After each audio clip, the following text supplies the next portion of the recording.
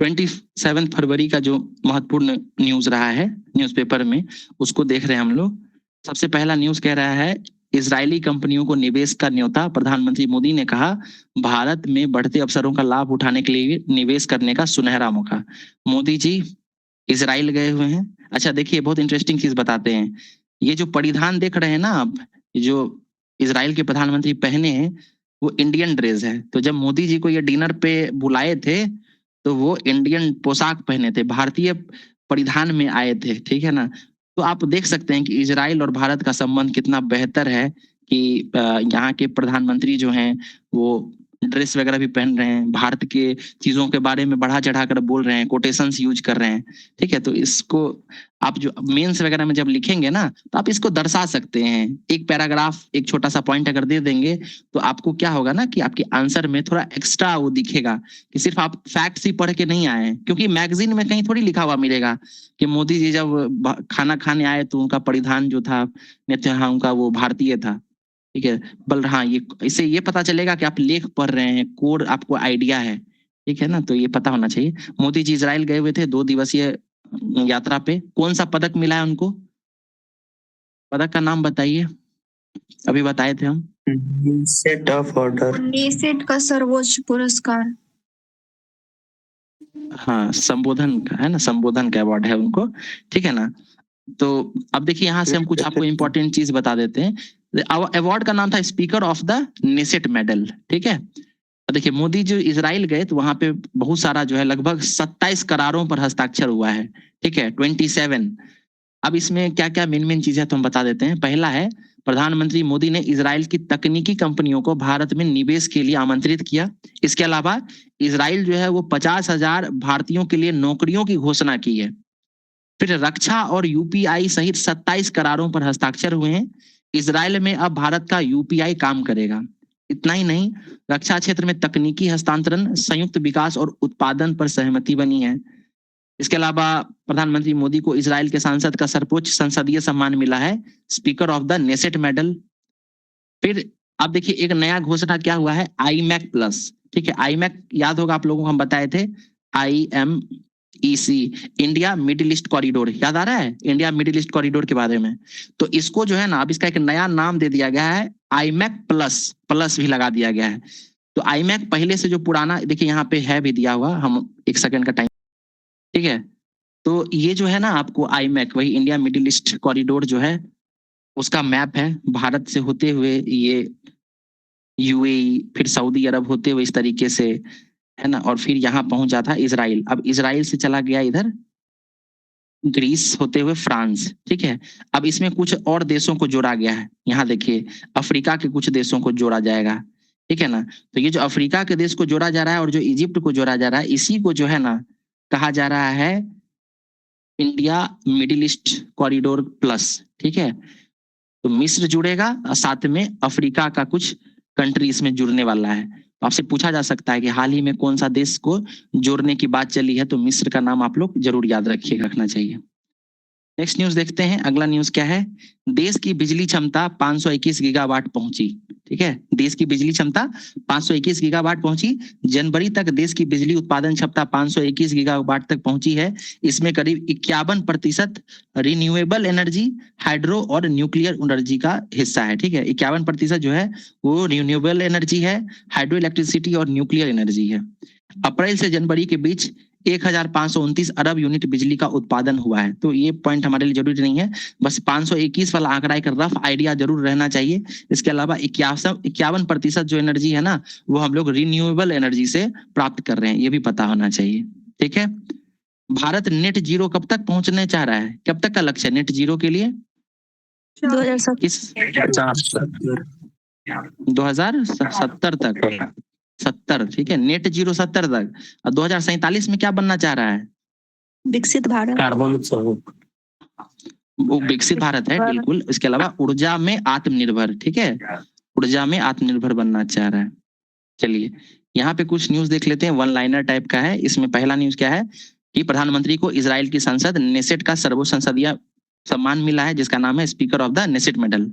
इसके अलावा देखिए एक और पॉइंट क्या है, 2018 में उनको फिलिस्तीन का सर्वोच्च सम्मान Grand Collar of the State of फिलिस्तीन भी मिला हुआ है, ठीक है ना, फिलिस्तीन। आपको अभी हम बताए थे इजराइल और फिलिस्तीन के बारे में, दोनों के बीच स्थिति और संबंध अच्छा नहीं है। मोदी जी जो है मतलब भारत की डिप्लोमेसी बहुत मस्त इंटरेस्टिंग है कि दोनों देश के बीच में वार है, लेकिन दोनों देश जो है अपना सर नागरिक पुरस्कार जो है मोदी जी को दे रहा है, तो ये एक उपलब्धि है, ठीक है।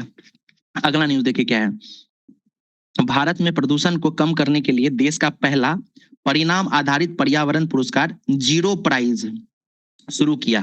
क्या है ये? देश का पहला परिणाम आधारित पुरस्कार जीरो प्राइज। पूछ सकता है कि हाल ही में चर्चा में रहा जीरो प्राइज क्या है, तो बताएंगे कि ये पर्यावरण से संबंधित पुरस्कार है। इसके तहत वायु, जल और भूमि प्रदूषण में कमी लाने वाले प्रोजेक्ट्स को हर श्रेणी में 1 करोड़ रुपया पुरस्कार दिया जाएगा।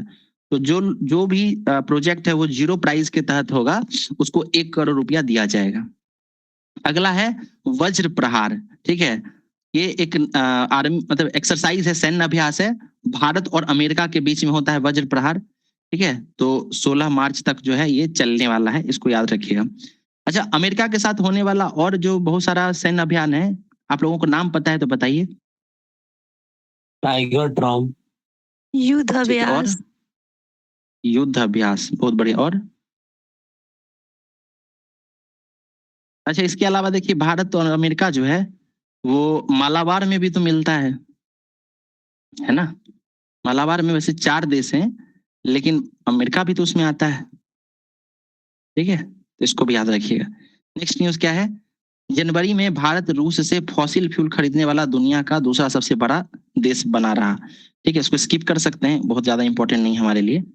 अगला न्यूज ये देखिए, बहुत अच्छा न्यूज है, सरकार ने 14 वर्ष की लड़कियों के लिए मुफ्त HPV वैक्सीन गार्डसिल 4 अभियान शुरू किया है ना। नाम क्या है? गार्डसिल 4 अभियान।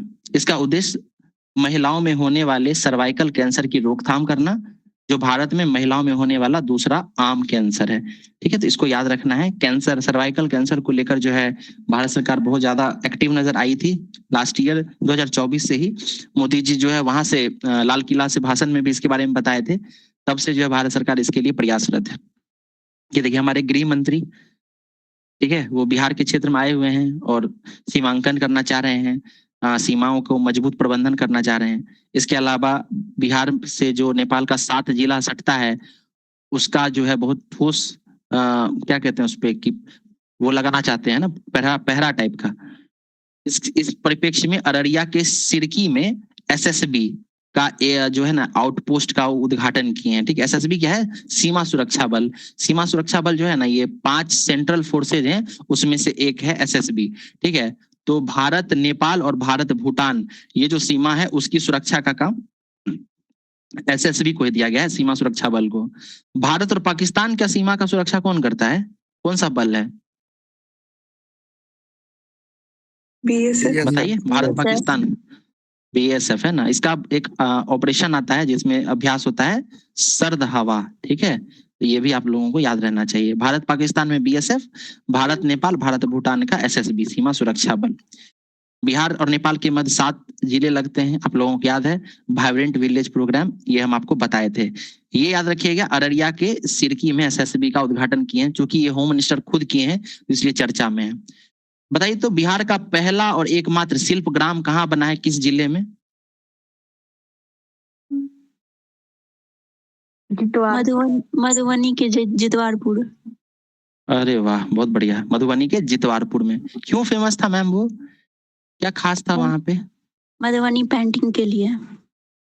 बिल्कुल, मधुबनी पेंटिंग में। इसके अलावा बहुत सारे लोगों को वहां से पद्मश्री वगैरह भी मिल चुका है, ठीक है। चलिए अब देखिए ये नेक्स्ट न्यूज क्या है, बिहार में साल दर साल घटती जा रही है मानसून बारिश की मात्रा। कोई नई न्यूज नहीं है, ठीक है। मानसून घटता जा रहा है, नदी सूखता जा रहा है, ये सभी न्यूज है। इसके लिए कोई प्रयास हो रहा है कि नहीं, यहाँ पे बात उसके बारे में कुछ दिया ही हुआ नहीं है, ठीक है। मानसून से सवाल बनता है तो पता होना चाहिए मानसून के बारे में। बताइए भारत में जो बारिश होती है वो कौन से मानसून से होती है, यानी दिशा बताना है आपको, किस दिशा की मानसून से बारिश? दक्षिण पश्चिम। बहुत बढ़िया। अच्छा, मानसून जब लौटता है यानी जब रिट्रीट होता है तो उस समय मानसून का कौन सा जो है दिशा रहता है? उत्तर पूर्व। उत्तर पूर्व है ना। रिट्रीटिंग ऑफ मानसून उत्तर पूर्व, और जब पूरे भारत में बारिश होती है तो दक्षिण पूर्व। अच्छा, ठंड के समय में दो जगह पर भारत में बारिश होती है, ठीक है। ये हमारा मान के चलिए कुछ गड़बड़ बन गया है, बट ठीक है। ठीक है, दो जगह, एक आपको यहाँ पे बारिश होती है और यहाँ पे तमिलनाडु तट पे बारिश होती है। जी, क्यों होता है तमिलनाडु तट पे ठंडा में क्यों बारिश होता है और पंजाब हरियाणा वाले क्षेत्र में क्यों होता है, कारण बताना है। पहले तमिलनाडु वाला बताइए। वो लौटती हुई मानसून की वजह से होता है। बहुत बढ़िया, यानी रिट्रीटिंग मानसून। और यहाँ वाला? हाँ, वो पश्चिमी विक्षोभ के कारण होता है जो भूमध्य सागर से उठता है। बहुत बढ़िया, वेस्टर्न डिस्टर्बेंस इसको इंग्लिश में कहते हैं ना। तो ये जो है बीपीएससी में अभी जो हाल ही में 17वीं बीपीएससी हुई है उसमें ये सवाल पूछा हुआ भी था, ठीक है। तो यही चीजों को आप मैप में बनाकर दिखा देते, थोड़ा लिख देते तो 8 नंबर का सवाल था, 7 5 6 नंबर मिल जाता है, ठीक है। अच्छा, अल नीनो और ला नीना ये कॉन्सेप्ट है, हमको बस इतना याद रखना है या भी आपको ये बताना है कि अल नीनो या ला नीना इनमें से कौन सा वर्ष होता है तब मॉनसून पर सकारात्मक प्रभाव पड़ता है और किसमें नकारात्मक प्रभाव पड़ता है। तो पहले सकारात्मक वाला बता। ला नीना में सकारात्मक और एल नीनो में नकारात्मक। ठीक है, तो इतना तो बता दिए, बढ़िया है। इसके अलावा आप लोगों को वो भी पता होना चाहिए कि पैसिफिक ओशन में स्थिति कैसी रहती है, ठीक है। ये ऑस्ट्रेलिया है, ये दक्षिण अमेरिका है। आपको ये याद होना चाहिए कि कहाँ का पानी कब गर्म होता है, ठीक है, और कहाँ का पानी कब ठंडा होता है। इसी से अल नीनो और ला नीना की स्थिति बनती है। इसके अलावा आपको इंडियन ओशन डायपोल भी पता होना चाहिए। पता है किसी को इंडियन ओशन डायपोल के बारे में? सुने हैं ये चीज? सुने भी नहीं है? सर हिंदी में भी कुछ बोलते हैं इसको क्या? इंडियन ओशन डायपोल को पता नहीं, ऐसे तो आईओडी वगैरह ही हम पढ़े हैं, हिंदी में क्या बोल सकते हैं? इंडियन कोई दोलन वोलन करके बोलता है सर, दक्षिणी ध्रुवीय दोलन। हाँ हाँ हाँ, डोलन, जी जी, हाँ ये तो है, ठीक बोले सर। हाँ, हम आपको ना एकदम इजी लैंग्वेज में समझाते हैं कि है क्या। अभी आप बोले अल नीनो और ला नीना, ला नीना का पॉजिटिव इंपैक्ट पड़ता है, अल नीनो का नेगेटिव इंपैक्ट पड़ता है, और ऐसा होना भी चाहिए। लेकिन लंबे रिसर्च के बाद ये पता चला कि सकारात्मक नकारात्मक असर मानसून पे तो पड़ता है अल नीनो ला नीना की वजह से, लेकिन जितना पड़ना चाहिए उतना नहीं पड़ता है, ठीक है। मतलब जिस साल अल नीनो साल होना चाहिए उस साल मानसून बहुत घटिया होना चाहिए था, लेकिन ऐसा होता नहीं है भारत में। वर्षा की मात्रा कम जरूर होती है लेकिन फिर भी बारिश हो जाता है। तो रिसर्चर्स जब ढूंढना शुरू किया था ऐसा क्यों हो रहा है, तो पता चला कि ये पैसिफिक ओशन प्रशांत महासागर में अल नीनो ला नीना की स्थिति तो बन रही है, लेकिन इन सब के साथ साथ ये जो भारत के नीचे इंडियन ओशन का जो बड़ा क्षेत्र है वहां पे अपना ही एक तंत्र जो है ना काम करता रहता है, जो कि अल नीनो के प्रभाव को प्रतिसंतुलित कर देता है, कम कर देता है। इसीलिए भारत पे अल नीनो का असर बहुत ज्यादा देखने के लिए नहीं मिलता है। और वहीं से जब ये कॉन्सेप्ट आया तभी से इंडियन ओशन डायपोल बहुत चर्चा में है। यूपीएससी में क्वेश्चन पूछा जा चुका है इसके बारे में, पीटी में भी, मेंस में भी। तो इसके बारे में आप लोगों को पता होना चाहिए। हम थोड़ा सा आपको आइडिया बता दिए हैं क्या है, इसको आप लोग ढूंढेंगे तो मिल जाएगा, ठीक है। आगे चलते हैं। ये देखिए बहुत बेहतरीन न्यूज है, कैग का रिपोर्ट आया है और इस रिपोर्ट को जो है विधानसभा में रखा गया है, ठीक है, हमारे वित्त मंत्री विजेंद्र यादव के द्वारा। पहले कैग क्या है समझ लीजिए, इसको कहते हैं कंट्रोलर एंड ऑडिटर जनरल, यानी महालेखा परीक्षक। यही परीक्षक ही होता है ना, महालेखा परीक्षक, हाँ ठीक है। महालेखा परीक्षक संविधान के किस अनुच्छेद में है बताइए, अनुच्छेद बताइए। 148 148 से 151 तक है। 148 ठीक बता रहे हैं।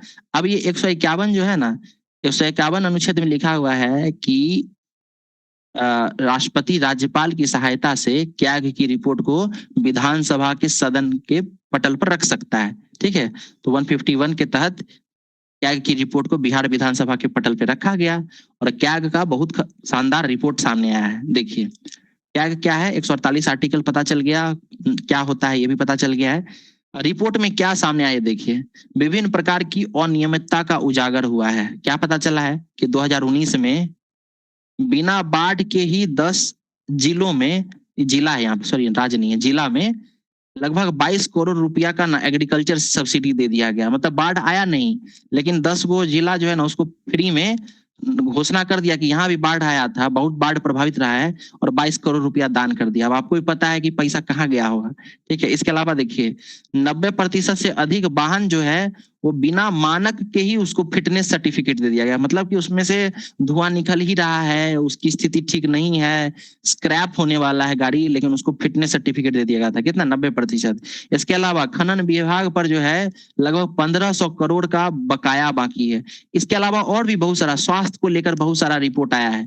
ठीक है ना, तो बिहार की स्थिति ठीक नहीं है, भ्रष्टाचार है, ये है वो है, ये सब इस रिपोर्ट से सामने आया है।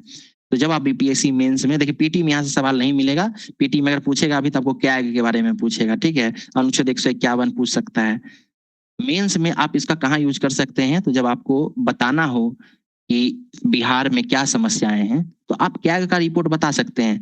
देखिए अपने तरफ से बोलिएगा कि बिहार में बहुत समस्या है, भ्रष्टाचार है, तो हो सकता है कि चुभे ये चीज, है ना। लेकिन जैसे ही आप बोलेंगे कि कैग की रिपोर्ट ने कहा है, तो आप थोड़ी कह रहे हैं, ये कौन कह रहा है? सरकार की संस्था कह रही है, क्या कह रही है, तो आपका यहाँ पे नाम नहीं आएगा। ठीक है ना, तो ध्यान रखना है कि जब भी मेंस का आंसर लिखते हैं तो पॉजिटिव पॉइंट्स तो आप अपने हवाले से लिख सकते हैं, लेकिन जब कभी भी आपको गवर्नमेंट को क्रिटिसाइज करना हो तो आप अपने हवाले से नहीं बोलेंगे। आपको वहां पे प्रमाण देना पड़ेगा कि हम नहीं बोल रहे हैं भाई, ये कैग बोल रहा है कि नहीं, ये फाइनेंस कमीशन बोल रहा है, ये एक एनजीओ बता रही है। ठीक है, तो इस तरीके से चालाकी से हमको क्रिटिसाइज करना होगा। जैसे आप लिखेंगे, आपको क्वेश्चन रहता है कि बिहार का जो है ना विकास होना चाहिए था जिस रफ्तार से, उस रफ्तार से विकास विकसित होता हुआ प्रतीत नहीं होता है, इसके क्या कारण है? बहुत आदमी लिख देगा, है ना, पहले बांट देगा इसको, पॉलिटिकल कारण, फिर ज्योग्राफिकल कारण, हिस्टोरिक, है ना, सामाजिक, ये सब बांट देगा। पॉलिटिकल में बता देगा कि जो हमारे नेतागण हैं, जो हमारी व्यवस्था है, प्रशासन है, उसमें उदासीनता नजर आती है, भ्रष्टाचार है, तो इसे तो लिख देंगे। लेकिन अब स्टेटमेंट सही है कि गलत है, इसको प्रमाणित भी तो करना पड़ेगा। तो आप क्या का रिपोर्ट बता दीजिएगा, है ना। फिर ज्योग्राफिकल कारण बताएगा कि बाढ़ है, नदियां सूख रही हैं, ठीक है, कृषि में ये है वो है। तो आप इसको प्रमाणित कैसे कीजिएगा? तो बताइएगा नदियां सूख रही है, तो देखिए आज ही न्यूज़पेपर में हम लोग देखे ना कि इस साल फरवरी के महीने में ही नदी सूख रहा है। नाम दे दीजिएगा कि कौन सा संस्थान ऐसा बोला है। ठीक है, इसके अलावा मिट्टी जो है उसमें किसानों के द्वारा जरूरत से ज्यादा वो इस्तेमाल किया जा रहा है, उर्वरक, है ना। याद कीजिए, हम बताए थे लास्ट टाइम, माना क्या था, 4:2:1, वो बढ़ के कितना हो गया था, 10:8:4, है कि नहीं। तो देख रहे हैं किस तरीके से ये एडिटोरियल्स और न्यूज़पेपर कवर करने से आपका मेंस का आंसर भी तैयार होता जा रहा है। अभी अभी फील नहीं होगा आपको, इतना डिटेल में पढ़ने पे क्या फायदा है, इसको अभी फील नहीं करेंगे। लेकिन जैसे जैसे ही आप आंसर लिखेंगे तो आप कोशिश कीजिएगा सामान्य आंसर लिखने का, लेकिन चूंकि आपका नॉलेज इतना ज्यादा होगा कि नहीं चाहते हुए भी आपका आंसर जो है ना बहुत अच्छा हो जाएगा। लोग इसके लिए बहुत मेहनत करते हैं, आंकड़े डालने के लिए फूसने का प्रयास करते हैं, लेकिन चूंकि आप जब डेली इस तरीके से प्रयास कर रहे हैं, डेली कुछ लिख रहे हैं, सीख रहे हैं, नए कोटेशंस डेली पढ़ रहे हैं, है ना, तो जब आप आंसर लिखने जाइएगा ना तो आपको दिमाग में कहीं ना कहीं खटकेगा कि अरे यहाँ पे ये डाला जा सकता है, ये तो हम पढ़े हैं, कहीं कहीं तो देखे हैं, तो आप डालिएगा इसको। ठीक है, तो इस तरीके से लाभ होगा। ये क्या का रिपोर्ट है, कहाँ यूज हो सकता है, हम अभी वो बता दिए थे आपको। अगला देखिए, आईजीआईएमएस को शोध के क्षेत्र में 10 में से 10 अंक क्या मिला है? तो आईजीआईएमएस को मल्टी डिसिप्लिनरी रिसर्च यूनिट के लिए एक्सीलेंस अवार्ड का अवार्ड मिला है। ठीक है ना, एक्सीलेंस कौन सा मंत्रालय दिया है? स्वास्थ्य एवं परिवार कल्याण मंत्रालय। तो बस याद रखिएगा किसको मिला है, आईजीआईएमएस को मिला है। कहाँ पे है आईजीआईएमएस, बताइए कहाँ पे है, बताइए भाई। आईजीआईएमएस कहाँ है? एएमसीएच कहाँ है? डीएमसीएच कहाँ है, बताइए। पटना में जो रहता है उन लोगों को भी नहीं पता है क्या आईजीआईएमएस कहाँ है? ये ठीक है, केएमसीएच कहाँ है, बस डिस्ट्रिक्ट बताइए। केएमसीएच कहाँ है? Shri Krishna Singh medical college, SKMCH कह लीजिए इसको। नहीं भाई, मुजफ्फरपुर में है। ठीक है, डीएमसीएच कहाँ है? दरभंगा। दरभंगा। कब बना है डीएमसीएच? डीएमसीएच कब बना है? 1900। बिहार का जब उत्तर लिखेगा ना, पश्चात शिक्षा का योगदान बिहार में, तो उसमें लिखना पड़ेगा आपको, ठीक है? तो ये सब याद होना चाहिए। डीएमसीएच बना, उसको मान्यता 1947 में मिला है, पटना का 1925 में। ये सब पता होना चाहिए भाई। आप लोग कुछ तो लोग जरूर मेंस लिखे होंगे भाई, इतना ब्लैंक कैसे हो सकते हैं? एनआईटी कब बना बताइए तो, एनआईटी कब, इसको मान्यता कब मिला एनआईटी को? 2010 में, ठीक है? सब पता होना चाहिए। बिना बाढ़ के जिलों में बांटी 21 करोड़ की सब्सिडी, ये न्यूज अभी हम आपको बता चुके हैं। क्या क्या रिपोर्ट आया है, बहुत सारा घोटाला सामने आया है। देखिए, डिटेंशन बिहार एक्सपो लगा था, ठीक है? कहाँ पे लगा है?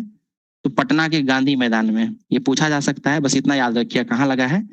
गांधी मैदान में। नेक्स्ट न्यूज देखिए, ये बहुत इंटरेस्टिंग न्यूज है। न्यायपालिका और जो कार्यपालिका है या विधायिका है, उसके बीच में किस तरीके से विवाद की स्थिति उत्पन्न होती है, उस पर बहुत अच्छा लेख है।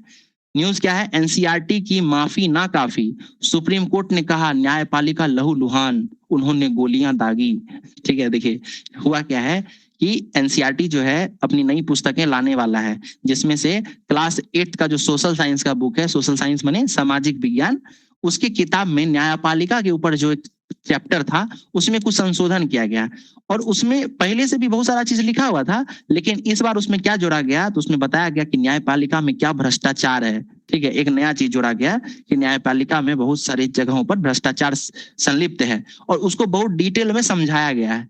तो इस पर स्वतः संज्ञान लेते हुए हमारा सुप्रीम कोर्ट है ये बोल रहा है कि एनसीईआरटी जो है ना, ये जानबूझकर सुप्रीम कोर्ट या जो भारतीय न्याय व्यवस्था है उसको धूमिल करना चाहता है, उसकी छवि खराब करना चाहता है, और इसीलिए किताब पर प्रतिबंध लगा दिया है।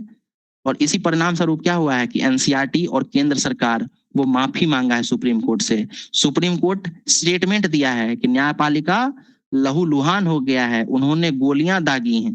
ठीक है, तो अब ये सही है कि गलत नहीं पता, लेकिन सुप्रीम कोर्ट के द्वारा ऐसा बोला गया है, तो ये सब पॉइंट आप लोगों को याद होना चाहिए। सुप्रीम कोर्ट का कहा गया हर एक बात जो है वो अपने आप में बहुत ज्यादा इंपॉर्टेंट होता है। अभिलेख न्यायालय है, पता है ना अभिलेख कौन से आर्टिकल में है? ये सुप्रीम कोर्ट एक अभिलेख न्यायालय है। ये किस अनुच्छेद में बोला गया है?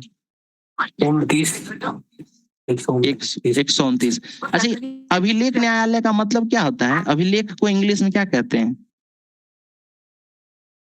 रिकॉर्ड। अरे वाह, रिकॉर्ड है ना, मतलब इसको इजी लैंग्वेज में रिकॉर्ड कहते हैं। मतलब क्या है कि जो हमारा सुप्रीम कोर्ट है ना, एक प्रकार का रिकॉर्ड न्यायालय है। रिकॉर्ड मतलब क्या कि इसका जो पूर्व में दिया गया जो भी न्याय होगा ना, उसको रिकॉर्ड करके रखा जाता है, ताकि आने वाले समय में कोई ऐसा मामला हो जो मिलता जुलता हो उससे, तो हम रिकॉर्ड में देखेंगे कि पहले हम क्या जजमेंट दिए थे। ठीक है, यही कहता है, इसी का मतलब है कि सुप्रीम कोर्ट एक अभिलेख न्यायालय है। ठीक है ना, ये समझना जरूरी है भाई कि अभिलेख का मतलब होता क्या है। देखिए भारत और सर वो जी मैम बोलिए। Justice B R. गवई जो थे, उनका भी स्टेटमेंट उस मतलब एनसीईआरटी के 8 का बुक में 8 के बुक के पार्ट 2 में छपा हुआ है। जी जी बिल्कुल ठीक कह रही है मैम, एकदम ठीक कह रही है। ठीक है, देखिए ये क्या कह रहा है, भारत और इजराइल विशेष रणनीतिक साझेदार, मुक्त व्यापार समझौता जल्द। मोदी जी गए हुए, ये सब बात हो ही चुका है। भारत और इजराइल जो है ना पहले से रणनीतिक साझेदार था, ठीक है, स्ट्रेटेजिकल पार्टनर था, लेकिन अब इसमें विशेष जोड़ दिया गया, यानी अब भारत अब उसको एक्स्ट्रा तवज्जो देगा और इजराइल भी भारत एक्स्ट्रा तवज्जो देगा। इसी को विशेष रणनीतिक साझेदार कहते हैं, यानी कुछ और भी फैसिलिटीज इसमें जोड़ी जाएंगी, जैसे खुफिया जानकारी साझा किया जा सकता है। पहले सिर्फ जानकारी साझा करता था, अब खुफिया भी करेगा। तो यही होता है विशेष रणनीतिक साझेदार, और रणनीतिक साझेदार में थोड़ा अंतर होता है, तो ये पता होना चाहिए। ठीक है, इसके अलावा भारत और इजराइल जो है अब जल्द ही हो सकता है फ्री ट्रेड एग्रीमेंट भी करे ना, इसके लिए बात शुरू हो गया है, तो जब होगा तो पता चलेगा, उसको भी हम लोग देखेंगे। भारत इजराइल के बीच में क्या क्या मेन चीजें हुई हैं सब हम लोग देख चुके हैं। इंडिया मिडिल ईस्ट कॉरिडोर में अब प्लस लग गया है, पता ही तो कौन सा देश जुड़ने वाला है इसमें? प्लस लगने के बाद कौन सा देश जुड़ेगा इसमें? मिस्र और अफ्रीका कंटिनेंट के कुछ देश जुड़ेंगे। प्रहार नीति किस चीज से जुड़ा हुआ है? प्रहार आतंकवाद। देखिए, India and Canada mandate their frayed ties, इसका मतलब क्या है? ये है मार्क कार्नी, इनका भारत दौरा होने वाला है। ठीक है, तो आने वाले हैं मार्क कार्नी, कनाडा के प्रधानमंत्री हैं, इसीलिए अब जो है 1-2 दिन आपको फिर से भारत कनाडा के रिलेशन के ऊपर बहुत सारा आर्टिकल मिलेगा। जो लोग भी मेंस देने वाले होंगे तो सब देखेंगे कि भाई क्या हालचाल है। इतिहास थोड़ा देख लीजिएगा, कहाँ से कामागाटा मारू से शुरू करना है। क्या था कामागाटा मारू बताइए तो? और कौन से साल, किस साल हुआ था, कहाँ का जहाज था? 1914। ठीक है, जहाज कहाँ का था? जहाज जापान का था। जापान का था कि सिंगापुर का था? सिंगापुर का जहाज नहीं था सर। जापान का था, ठीक कह रही है मैम, ठीक है ना। चलिए, कनाडा गया था लेकिन वहां पे उसको हैंगर होने नहीं दिया। तो इस तरीके से ऐतिहासिक टाइज देखना है। इसके अलावा पंजाब के बहुत सारे लोग, सिख धर्म के बहुत सारे लोग कनाडा में रहते हैं, वहाँ का सेकंड लैंग्वेज भी पंजाबी है, ठीक है। इसके अलावा वहाँ का जो सेकंड लार्जेस्ट पॉलिटिकल पार्टी जो है वो भी कहीं ना कहीं इससे जुड़ा हुआ है ना, सिख धर्म, सिख पालन करने वाले लोगों से जुड़ा हुआ है। तो इस वजह से भारत कनाडा जो है बहुत इंपॉर्टेंट हो जाता है। हाल के दिनों में जब वहाँ पे जस्टिस ट्रूडो वहाँ पे प्रधानमंत्री थे तो उस समय थोड़ा सा स्थिति खराब हुआ था, ठीक है। लेकिन जब से कार्नी बने हैं तो धीरे धीरे स्थिति फिर से बहाल होने लग गई है। तो जैसे जैसे इस पर आर्टिकल छपेगा हम 1-2 दिन में और बहुत डिटेल में आपको समझा देंगे, ठीक है। चलिए, ये है लाभकारी बनाए व्यापार समझौते। भाई अभी जो हाल फिलहाल में बहुत सारा फ्री ट्रेड एग्रीमेंट हुआ है उसी के बारे में ये लेख कह रहा है। कौन कौन से देश के साथ हुआ है? पहला तो यूरोपियन यूनियन के साथ हुआ है। यूरोपियन यूनियन में कितने देश हैं बताइए तो, कितने कंट्रीज हैं? 27। हाल ही में यूरो यूज करने वाला नवीनतम देश कौन सा बन गया है? बुल्गारिया, ठीक है। चलिए, ओमान, न्यूजीलैंड, यूके, इन सब के साथ भी फ्री ट्रेड एग्रीमेंट हुआ है। कुछ कोटेशंस देख लेते हैं जो निबंध में काम आएगा। क्या है? गलती दोहराने का यही अर्थ है कि अतीत से आप कुछ सीखा नहीं, है ना। गलती दोहराने का यही अर्थ है कि अतीत से कुछ सीखा नहीं। अगला है, यह स्पष्ट रूप से न्यायपालिका कार्य है कि वह बताए कि कानून क्या है। जॉन मार्शल बहुत प्रसिद्ध विचारक रहे हैं, क्या कह रहे हैं? यह स्पष्ट रूप से न्यायपालिका का कार्य है कि वह बताए कि कानून क्या है, यानी कानून को एक्सप्लेन करना, उसके बारे में डिटेल में बताना। जुडिशरी के ऊपर अगर लेख लिखेंगे तो आप ये बता सकते हैं, ठीक है। तो इस तरीके से जो है आज का करंट अफेयर्स यहीं पे समाप्त होता है।